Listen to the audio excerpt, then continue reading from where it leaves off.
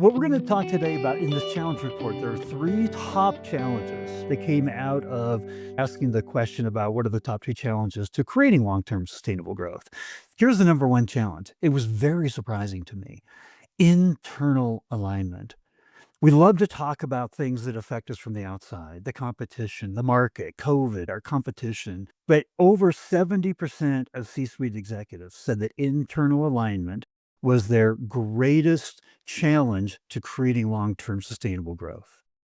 Absolutely amazing. Second one was the lack of deep knowledge and understanding of our own customers, and using that, the voice of highest authority in our business, to drive our entire go to market strategy. The third one was balancing short term versus long term objectives internally and how we do that. And I know, Don, I'm going to love to hear from you because we're very revenue pipeline focused, but we also have to be very brand, very long term focused.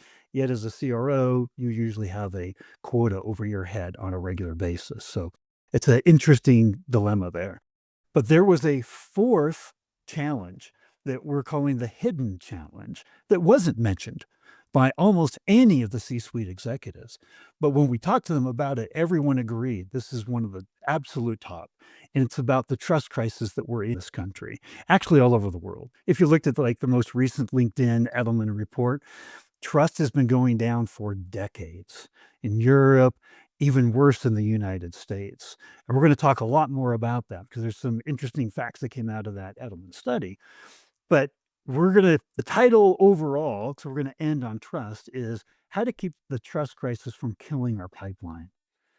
We have plans on marketing, we have plans on sales, we have plans all over the place, but we very rarely have a plan to build trust. There's a dedicated plan that everybody's behind. So I'm going to start us off. And the very first question is about the challenge that was voiced as the number one challenge is that the internal alignment crisis and how it's undermining our growth.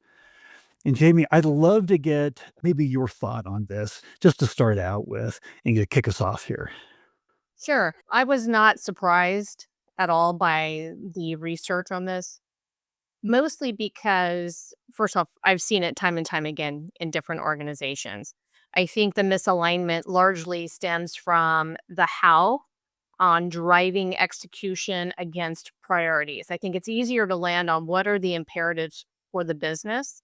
It's more challenging to align across the organization on who owns what aspect of the execution against those priorities.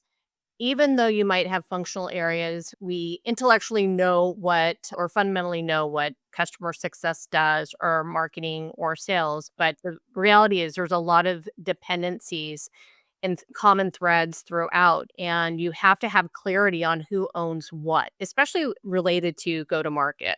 And so, in my experience, I've seen more of the misalignment when it gets down to the brass tacks execution, largely around accountability and accountability around the customer, which I know we'll talk about, and less so around what are the priorities of the business.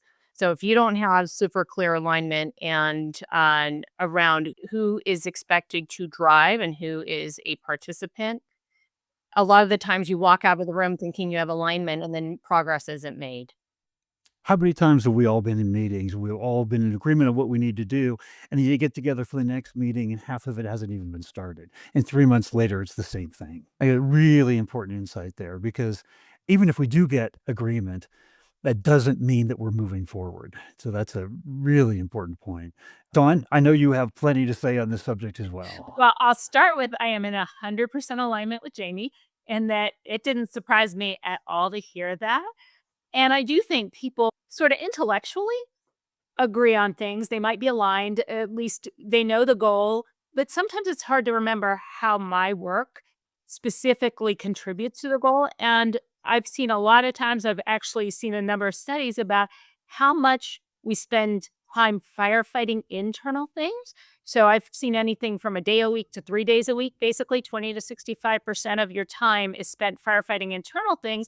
I mean, you've got all that. You kind of forget that at the end of the day, there's a customer, a prospect that you're trying to engage and bring into the fold or re-engage. So I see the alignment as there are just so many things going on that I forget what my real role is. And imagine the impact to the business if you could recapture that time, that 20 to 65% that's firefighting internal things, and focus on what you're doing. Those teams that are too busy, suddenly you don't have to hire new staff, or you make more impact with the team you've got. It's probably a big reason why the execution doesn't happen, driven by those fires. And those fires aren't always the things that we know we proactively need to do to move the business forward. And two, when you make heroes out of people who are doing the firefighting that are self-inflicted fires that were generated by the business. And so we even reward the wrong behavior when it comes to that.